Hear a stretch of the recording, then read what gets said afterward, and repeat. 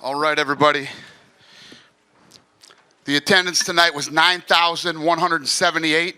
The gate was $907,116.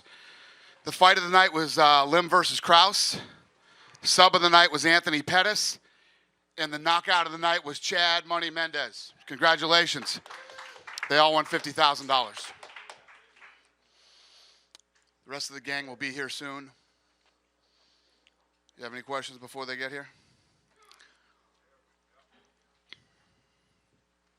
We can start with Frank, please. Obviously, a little bit of controversy there and how the fight was stopped. Can we get your thoughts on it? Have you had a chance to watch it again? I mean, what are your thoughts on the stoppage? Obviously, I thought it was a bad stoppage. Sorry, my terminology because my daughter's in the crowd.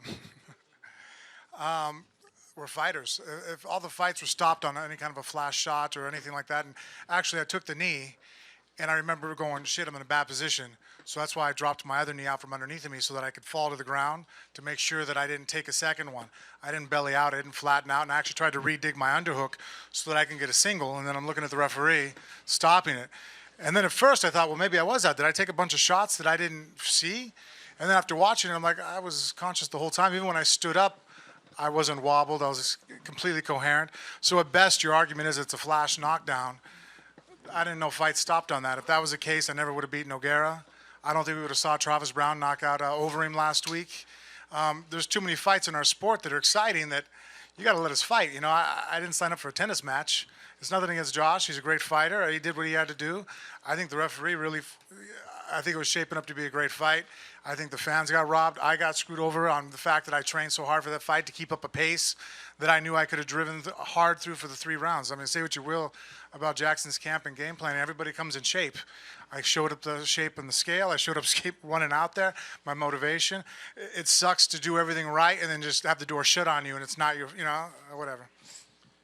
Thanks, Frank. And Josh, now that you're here as well, can we also get your thoughts? The quotes that were distributed to us said backstage that you agreed that maybe it was a little bit early. Is that the case? Or? The potential was there for it to be early. I understood the ref saw him just drop, and so he figured he was out. And but I come from the old school, man. I remember watching guys get mounted and just the crap pounded out of them where they easily would have been stopped by now, and then watch a guy on top, gas, get reversed and get finished. You know, so I personally, I tell every time the ref comes back and he talks to me and he gives me these little instructions, and I always go, don't stop it. And he goes, well, you know, I go, I don't care, let me die. I'm not here to do anything but. So I understand Frank's frustration. I feel like there was no getting out of that, personally. I felt like that was the beginning of the end. But that's what I'm supposed to feel. And thank God it wasn't a tennis match because I'm not that good at tennis. And Dana, just real quick, I mean, I saw you took to Twitter and said that you thought it was early as well. Is this a fight that you'd want to see again, or do you? It was a great card tonight. Great card. It's one of those scenarios like, you know, like they both said. We saw, you know, Frank did the same thing in the Brock Lesnar fight. There's been many fights where we've seen that happen. You know, Josh Barnett was 100% winning 100% of that fight. Frank was in a bad position. There's times where I've been standing up here telling you guys, that was ridiculous how many shots the guy took. And then, you know, standing up here tonight saying that could have taken, you know, he could have let Frank take a couple more shots. Would the outcome have been different? Who knows? I don't know, but it was a great card. And then when you see one of those where, you know, we've seen times when Mir gets hit and Mir's in trouble. He's wobbly and he doesn't get up. He jumps straight up again. You know, do I think that the outcome would have been different? The way that the fight was going, it didn't look like it would have been, but who knows? We've seen crazier things. I've seen Frankie Edgar in fights that I didn't think he was going to win either. And I thought the fight was going to be over right there, but he came back. So who knows? It's just one of those things. That guy's in there. My only beef is this. The guys who do tons of fights make tons of mistakes. I've never seen this guy in my life, and he's in the co-main event. That's crazy. I understand we're in another state. They got their commission guys too, but they're not as experienced as other guys are. The guy shouldn't be reffing a co-main event fight. And just one last one for you, Danny, if I could. And we'll have the lightweights here in a second. I know you don't like to matchmake, obviously, immediately after, but you got an interesting situation. But you're going to ask me anyway. Well, just, you know, sometimes you do get initial feelings on what makes the most sense to you, but you got TJ Grant waiting. Obviously, Anthony came off and said he wants to do Aldo instead. Do you have a leaning one way or the other, what you think makes the most sense? I don't even know if I want to say. Anthony's knee popped in the fight. So I don't know what's going to happen. So no sense in even talking about another fight right now. Dana, over here. How would you rate the crowd from an attendance and atmosphere standpoint? And given that, would you consider returning here Oh, again? this is our second time here. Let me tell you what, with this whole Harley Davidson hometown thing, I had a blast this week. It's one of the few times that I've come to a city and had a really good time. I had fun here. It's a great city. Everybody in the city is always great to us, and we'll definitely be back to Milwaukee. And the champ is from here now too, so that doesn't hurt. Evelyn from Globo.com Brazil. I want to ask Chad Mendes your thoughts on the fight, and also how do you think that a fight against Aldo would be different? You know, I finished the fight, so I can't complain too much. There was a couple things that obviously I want to work on, but you know, Guida is a very tough guy to prepare for. You know, as soon as that fight started, I was trying to find his rhythm, but you know, he's just awkward as hell. Took me a little bit, but I finally found it. I knew if I, you know, could slow him down a little bit, enough to just get my hands on him, that I could put him down, and you know, I got it done. I got it done tonight, and excited for that rematch. I mean, I think the fighter that I was when I fought Aldo is completely different than the fighter that I am now. You know, my confidence in my hands, my stand-up is completely different. You know, we have a new head coach, Dwayne Ludwig. And, you know, the system that we're training now at Team Alpha Male is completely different than it was, and I'm excited to get in there and go after it. Victoria Blahova, Russian Chicago Magazine. Frank, my question is to you. When you were working out, you had headphones on your head. Were you listening to the same workout song, or did you listen to something different? If yes, what was it? The speech, I'm a champion. It was just something that my coach, Lundell, had brought up to just be more focused. They always felt that past mistakes in fights is that would come out too flat. So they wanted me to be jumping around, excited, ready to fight, knowing that right off the bat that we were going to be in a war. Someone actually sent that to me today. I didn't listen to it, but it's just coincidence, I guess, going around. Will you? I suppose at some point. I mean, everybody has their own motivations. And Ben, my next one is to you. Ben? What switch has switched in the third that you decided to finish the fight and go after that? I stood up in the third round. I felt really good. I really worked hard on my conditioning, so it was something that's always been in question with me. And I could just feel him wilting, and finally it was like something everybody talks about. My dance is when I really start moving my feet. I get light on my feet, and it's not something, you know, I guess you see out of a guy my size that often. And it came out, and as soon as I started doing it, I heard the crowd, they reacted, and it just triggered in my brain. I said, that's it. And I went, and he seemed shocked from it, and I seen an opportunity, and I just let him have it. Were you shocked from yourself? Was I shocked? No, I guess not. I guess it's been in there. I guess I was pleasantly surprised, sure. I guess when I heard the crowd, I didn't think about it, I just reacted. Thank you. Yeah. Jeremy Dorsey, Ola America, kickandmakeup.com. I had a question for Big Ben as well. Being a guy of your size, what exactly is your conditioning routine? Because a lot of people were saying that, you know, your conditioning is amazing, and I know what you said that you've struggled with it in your past. So what exactly does your routine look like? We got some pieces of equipment in, so it's just something that hits the whole body in a conditioning circuit that I do. That's really made a lot of changes. There's seven different stations. And that really, just because it's the closest thing after you get, it takes about 30 minutes to do, and you're constantly trying to improve upon it. And it hits the whole body, and it's something that I've never experienced conditioning that makes me feel like a fight like this has. And so that's something we really worked hard on. And I could see that actually transferring into my training, into my sparring, into my grappling sessions. Finally, I'd found something that was really improving my grappling and my overall MMA conditioning. So we just been hitting that really hard. On top of that, I've had training partners come into my facility from everywhere, Colorado and Iowa, and just some bigger guys that help push me that. And I got the coaching, Thiago and Luis, of course, been helping with my everything. So they've really made a big difference. And diet, of course, has been the biggest thing that's held me back, I think, my entire career. just being a typical heavyweight, eating what I want. And since the beginning of the year, pretty much after my last loss especially, I've become just like a Whole Foods type of guy where just cut out anything artificial and just... That's it. Thank you. Chad.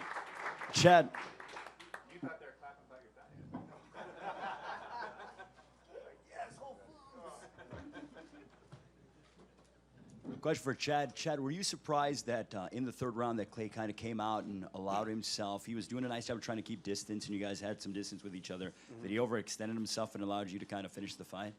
No, I wasn't surprised. Kind of the game plan was just to get in there and try and find that rhythm and figure out his speed and his timing, and then just try to time my shots to be able to wrestle, to just try to slow him down as much as possible. And I think in that third round, I kind of had done that. He'd slowed down a bit, and I just basically at that point made the decision up in my mind where I'm going to just stand here and throw as hard as I can when I see that opening, and saw it for that split second and went for it and put him down, and that was kind of where it all started. So it was a good one. And Nick Cunningham, also with Old America and Kick and Makeup. I've got a question for Anthony, right over here. Did you ever envision yourself winning this fight in one round? And kind of where's your head at right now? I know it's only been a few minutes, but congratulations also. You know what, man? I'm real comfortable. I envisioned this for 7 months. I mean, after I beat Donald Cerrone and they were announced that I was going to fight for a title, all that I dreamt about was getting that belt wrapped around me, and now it actually played out. I'm never letting it go to the judges again. You know, I learned that from Clay Guida. Clay Guida took me down, wrestled me, stayed on top for 3 rounds, and I lost the fight. I wasn't in trouble ever, but there's rules to this. There's a way to win this without having to finish somebody. But I'm not that guy. I'm going to finish everybody I fight. Thank you, and congratulations again. I've got a quick question for Dustin, if that's okay. You kind of had a roller coaster of a fight tonight too. Beginning really close to losing, and then winning in the end. Where's your head at now? And during the fight, did you kind of feel like it was up and down? Yeah, the triangle in the first round was really close. Really, really close. But I'm just happy I got the W, back in the winner's circle and back on the rise, taking a step closer to the top of the division. I'm just happy where I'm at, getting the W, hard work paid off, ready to get back to the gym and keep getting better. Josh, and many people expect that your fight would be a submission war tonight. So what was your strategy tonight? My strategy was just to bring it from start to finish, be aggressive, put the pressure on him, and take the fight where it ends. If I'm the one who's dictating, no matter where the position is, then success, I feel, is going to be in my favor.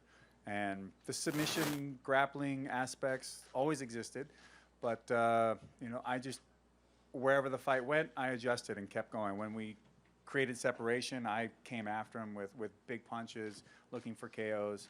When we clinched up again, then it was Greco upper body stuff, knees, elbows. It's just, you have to be a well-rounded fighter, and you have to be prepared to use everything.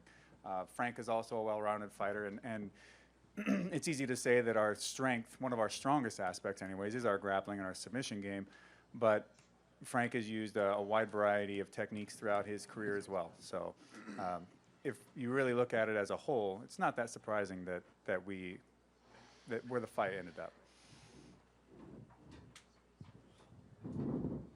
Anthony, there were so many levels and so many layers to this fight for you tonight, but when you got out of that cage and hugged your mom and everything that you've been through and everything that she helped you through, what was going through your mind, and what did you think? Man, my mom, she really she sacrificed a lot for us to be where I'm at. I mean, she was a single parent, put 3 boys through Catholic school, paid for Taekwondo. I mean, as a kid growing up, I didn't really realize it, but now that I'm mature and I see what she's done for me, I mean, it's just amazing. So if I could be half the parent my mom is, I'm doing a good job. And man, just all the emotions came out. I mean, I worked hard to get this belt, and she knows that. She knows I sacrificed a lot to be where I'm at, and we're very, very close, and she was very proud, and it feels good to make my mom smile opposed to cry. Question for Chad. I understand that your father's been in your corner for the last couple of wins. How important is it to have him there? Do you consider him to be a lucky charm of sorts? Yeah, my dad's been in my corner the last 4 fights. Last 4 fights have been knockouts. So yeah, he's going to be in my corner every fight from now on.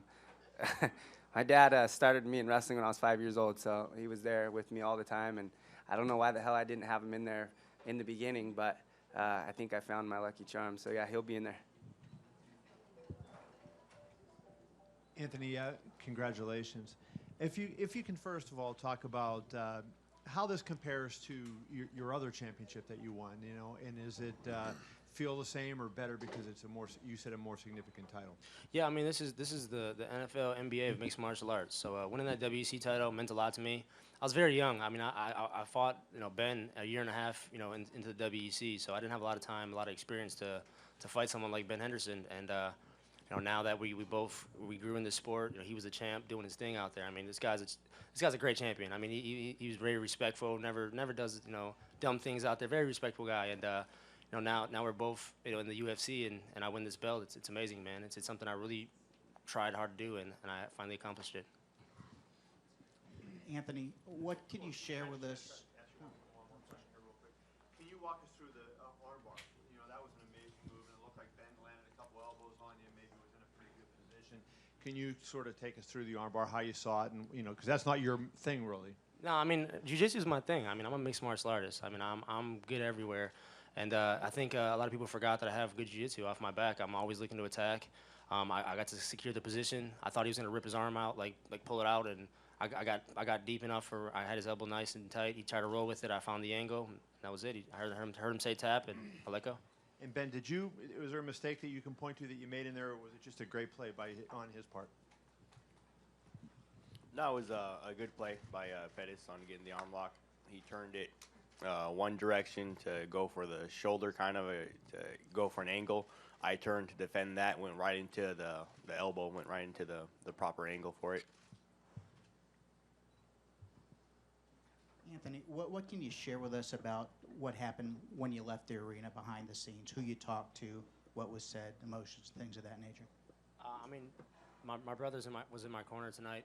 He's 20 years old. He's starting a career in mixed martial art himself. So I really try to be a good role model for him. I mean, I've been doing Taekwondo my whole life, so I understand the importance of martial arts, the martial arts side of this. So I like to be a good role model for everybody. And my brother's looking up to me. He's following my footsteps. So we shared this moment. Duke Rufus, a guy that's been pretty much changed my life. I met him at 18. He's just some young kid walking in his gym, and now I'm a UFC world champion. So me and Duke have a huge history together. I look at him like a big brother or father. I mean, he's shared a lot with me. Coach Kush, all of my coaches, all of my guys in my corner. My mom was obviously there, and very emotional. I mean, it hasn't set in yet. I mean, it's surreal. It's in front of me right now. And what happened with the knee injury? It sounds like you've suffered something happened to the knee. Yeah, I'm not sure yet. Henderson threw a kick, and I went to check with my left leg, and he hit right in the crook of the knee. So it was I felt it go back and forth. So I don't know what happened yet. I stepped on it. It was hurting a little bit. So when he had me on the cage, I was going with one leg down because it was starting to lock up. So yeah, I'm not sure what happened yet. We'll find out pretty soon. I'll get an MRI, see what happens. Which knee? Left knee. Left knee. Opposite of the injury. It wasn't the injury that I had with Aldo. That was the right LCL. This is the left knee. Is it almost a case where another snake bit thing? Like you can't get over this type of stuff? No, I mean you're a champion, and well, when you're fighting the best in the world, injuries are gonna happen. I mean, Ben Henderson was a champ for a reason. This guy's a true challenger, a true warrior. I mean, I wasn't expecting to come out of this fight untouched. I mean, I'm glad my face isn't messed up, but this guy's a warrior over here. So of course I'm gonna leave with some injuries. So now what? Now what do you do? I go back and just get better, and that's all. I'm 26 years old. I haven't hit my prime yet. I have so much to learn, and I have the right guys around me teaching me. And how does life change as a champion? I don't know yet. We'll find out. I mean, I'm sitting here with the belt. Don't know yet. It feels the same right now. For Anthony, too, please, congratulations. I just wanted to ask you about calling out Jose Aldo. Was that something just spur of the moment, or ever since that fight fell apart, was that something you've been thinking about, another opportunity you'd like to have? No, I'm here to prove that I'm the best in the world. Anybody around my weight class that's contemplating coming to 55 or even at 45. His coach said I faked an injury. I would never fake an injury. I'm not afraid to fight anybody, and that's what that was all about. I mean, if he wants to fight me, let's make it happen. If the fans want it, the UFC wants it, I'm ready.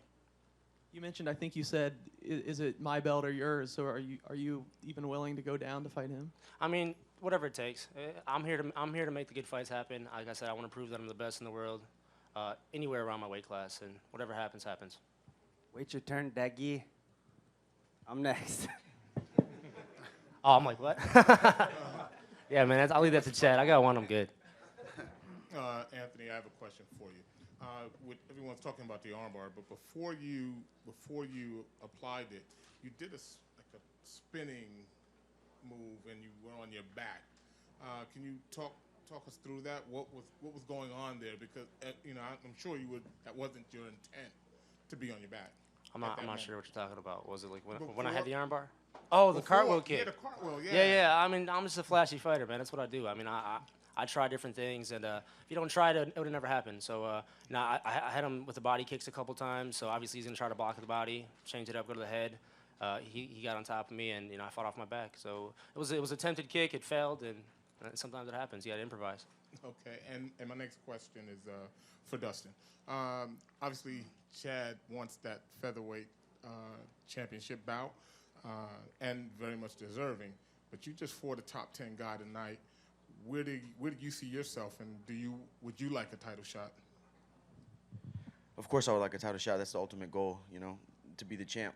But, I'm another step closer to that, and I feel like there's a lot of fights out there. Maybe a rematch with Cub Swanson with me having a full camp would be what I would like to do, or, really whatever the UFC wants to do. But like I said, I'm going to head back to the gym. I'm ready to scrap, man. Question for Anthony. Anthony, I don't know if you saw, but Jose Aldo's coach actually tweeted that if you vacate your title and drop to 145, they will accept the challenge. I'm not vacating my title. Obviously, I just won this thing. I'm not vacating. And his so- coach doesn't make those decisions. Yeah, I mean, this guy's calling out. His coach didn't love the fight the first time. You know what I mean? So, but Aldo did it. Aldo stepped up and he took that fight. And I also want to ask you, you went out to Brazil to train jiu-jitsu. I want to know how important that was for the fight tonight. It was huge. I mean, I have Diego Moraes is a guy that I really brought into my camp. Flew him out here. He's been with me for a month and a half, 2 months. Team Moraes Jiu-Jitsu's really helped my game a lot. Even though I'm not ranked in gi, we go through the details every day. This guy's been living with me, so it really helped out. I mean, I won the fight with the armbar, and that's something that I worked on in camp. So it was huge, and Brazil's an amazing place, and I had a great time. For Benson, please. Do you have an initial prognosis on your arm? I mean, obviously it's bothering you, but any idea what may have been done? No, I have no idea. I know. I just wish I took something besides ibuprofen, something a little bit stronger. But I have no idea, man. We'll see. And obviously, the last time we were in this position, it was a lot more of an emotional moment for you. You seem pretty calm and at peace right now. So can you talk about kind of how you're feeling? Oh, I did my crying and blubbering backstage, so I figured you guys have enough film and footage of me crying. So I was like, yeah, I'll go ahead and do that backstage, so you guys can't, film me and then play it over and over. So. And just one for Anthony, if I could, please. Kind of an interesting moment at the end of the fight. We didn't know the tap had come in. I don't think the crowd knew, so there was like this delay of a couple seconds before anybody celebrated. Did you sense that at all? Did you feel it as you scaled the cage? And it seemed like the crowd was waiting to erupt, not realizing the fight was over. Nah, I mean, I just realized that when I did the Fox show, I heard him say tap, so I thought, Herb heard him say tap or whatever. But I felt his arm pop too, so once he said tap, I let go, and I thought it was official, but I mean, it is what it is. Anthony, it looks like from Twitter that you talked about this on television, so I hate to make you repeat yourself, but Dana said you did pop your knee in the fight. I'm just wondering, when did it happen? Can you describe what you felt? I didn't pop my knee. I checked the kick, and I didn't get my shin high enough, so it hit me right in the knee. So I kind of felt my knee jar back and forth. Not sure what's going on with it yet. It's swollen up, so I mean, maybe it's just a bruise, or I don't know. I'll get an MRI, I'll find out what happens, and we'll go from there. The same knee that was injured? No, I just said no. It was the right knee. Oh, I'm sorry. He just answered this question like 2.5 minutes ago. Oh, did you? Oh, I'm sorry. Yeah. I'm sorry. A quick one. We got extras. It's okay. You're not getting fed. It's fine. Frank, a quick one for you as well. We know your thoughts on the stoppage, and stop me if someone asked this already. But how did you feel during the fight? This was a big fight for you. You were trying to come off of back-to-back losses. Did you feel? Obviously, you weren't planning on taking that knee, but were you confident? Were you happy with your performance up until that point? I guess. Yeah, I felt that Josh was coming at me very strong. As he was going, I felt there was no way he was going to keep that pace for 15 minutes. So I kind of was just like, all right, as we're going through, I'm going to look for an opportunity and see it and just kind of weather the storm right off the bat. And as soon as he gets back to take a breath, then now it's my turn, and I'm going to turn it on you. I was looking forward to driving it in and just, and taking advantage of the fact that this is the best shape I've ever been in. The lightest have showed up in a long time. So I knew my cardio was going to be a weapon, and I felt that that was something that's, I guess, a lot of my frustration just is that never came to be. I never got the opportunity to showcase that. Benson, my question is to you. Is it the first time that you braided your hair for the fight?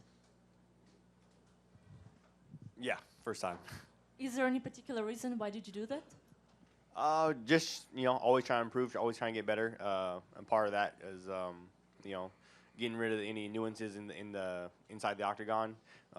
Brushing the hair back, getting it out the way can sometimes be considered getting in the way, but I'm not really sure if I'll ever do that again. And another question for both of you gentlemen, Anthony, and for you, Benson. Do you find it to be a destiny that the second belt Benson is taken from you by the same person? And Anthony, do you find it to be destiny that you meet the same person in the octagon to take the second belt? Well, the way it played out, it is what it is. You can call it what you want. You guys are the journalists, so you guys can put words to it however you want to. But yeah, that's just the way it played out. It is what it is. Nah, I see it as two of the best in the world. I mean, this guy worked to get to where he was at. I mean, he was the champ, and I feel like I'm one of the best in the world also. So I'm sure we'll see each other again. Thank you. Anthony, you talked at the end of the fight up in the back. Way back, and we're behind the lights, you can't even see me.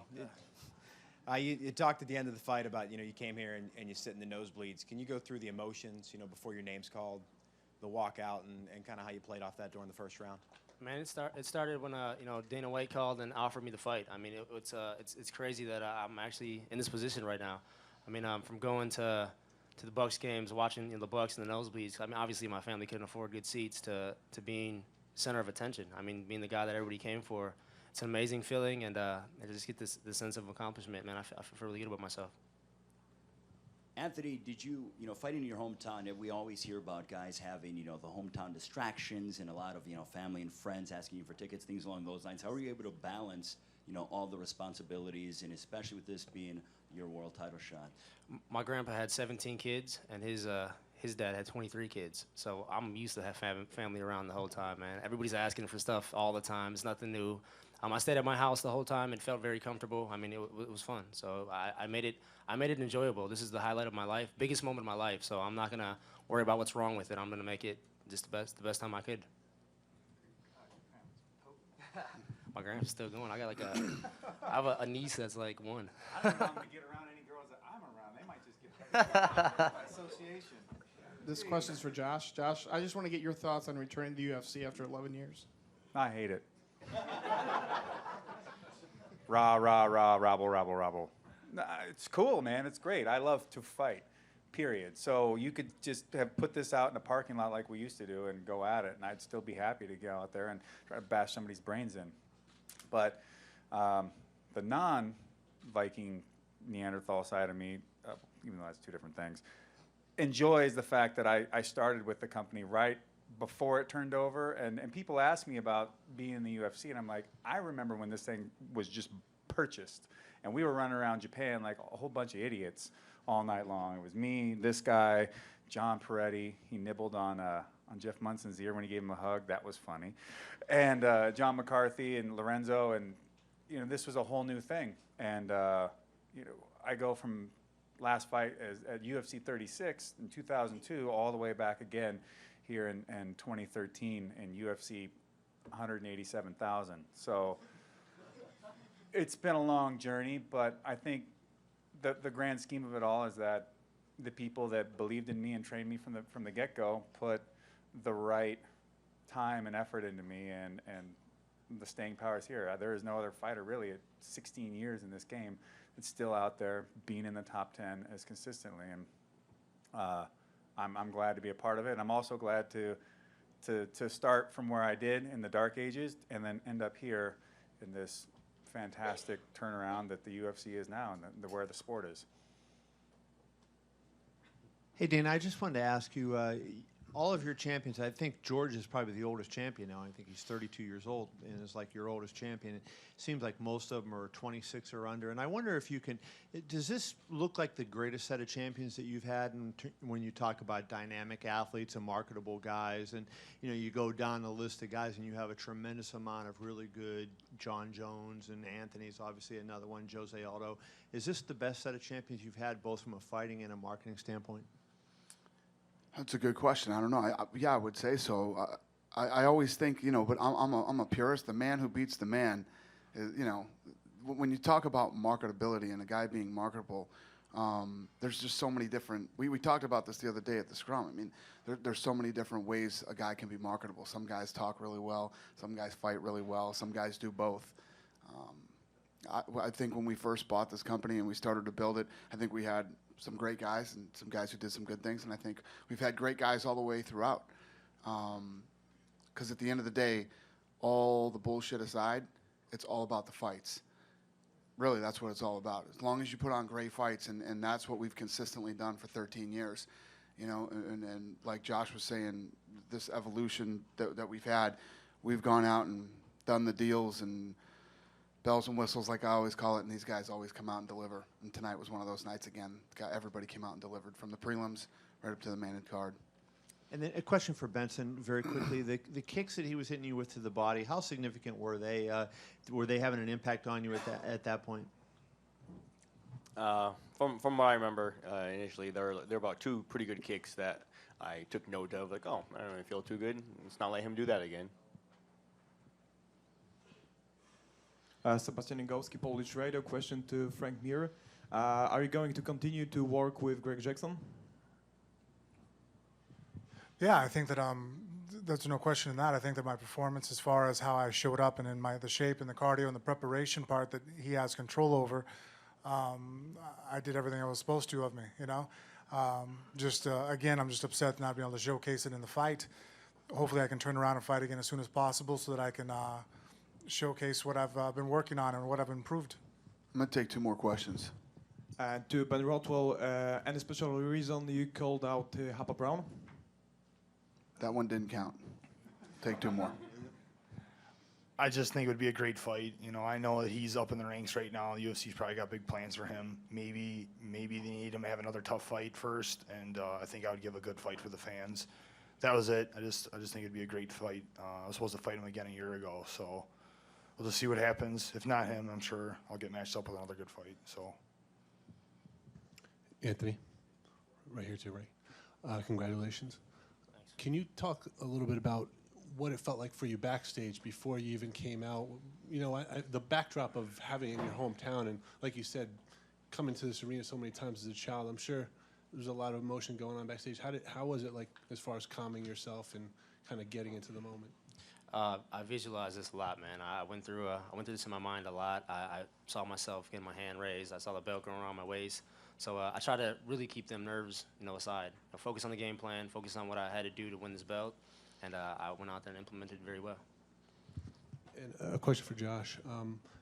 What do you explain? How do you explain your longevity through the eras, through the different eras? What accounts for that? I'll try to do this quickly. Essentially, my first, Bill Robinson always said, you need to learn how to learn. Just to go out there and be shown techniques and to go through the motions doesn't mean that you're really understanding the full picture.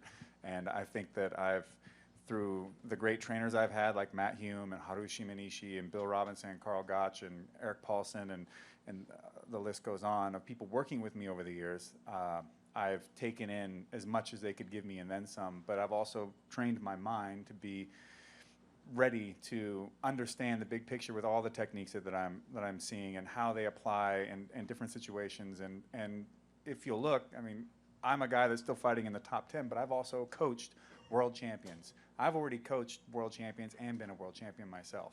And you don't do that if you don't have a full understanding of the game. And I know that is why I'm here at 16 years, and who knows how much longer I will be at it. But I still feel great. I feel good. My cardio felt great as far as pace. I could have kept that up 15 minutes. You know, I got behemoths and goofballs coming after me left and right, shark tanking me, where they know they can just go berserk for 2 and then peace out, man. It was nice kicking you in the face. And I keep going. So skill first, conditioning, athleticism second. One more question. No? Thank you, guys. One thing I want to say before we end. Pettis also wins the 2014 Harley Davidson for winning tonight, so congratulations. Thank you guys so much. We appreciate you. Have a good night.